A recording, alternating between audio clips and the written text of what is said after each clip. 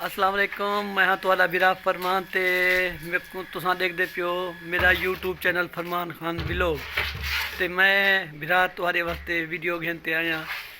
मैं पहली मरतबा वीरा तुहाडे वीडियो भरें तो को इंटरटेन करे सा इंशाअल्लाह। हर इंसान कोई ना कोई मंजिल वास्ते काम करेंदे शौक करेंदे। मेरे को यो शौक है कि मैं यूट्यूब चैनल भरे सा उत्ते वीडियो भरे सा तो इंशाअल्लाह अल्लाह ताला कामयाबी दे से तुहाडी भिरावां नाल शफकत नाल मेहरबानी नाल पहली वीडियो है सही तो इंशाअल्लाह अल्लाह ताला कामयाबी दे से तुहाडी भिरावां नाल टाउन नाल तो इंटरटेन करे से इंशाअल्लाह।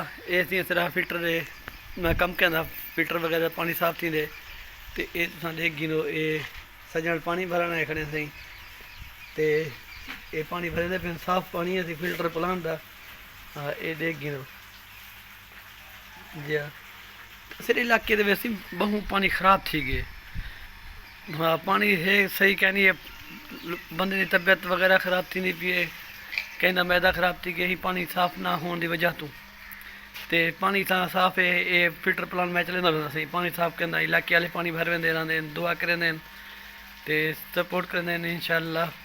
पानी साफ नल हर जैसे किसी लिखा करना साफ पानी जिंदगी आसानी ते यही वजह से साफ पानी पीते। नेक्स्ट वीडियो से मिलता हूँ इंशाअल्लाह।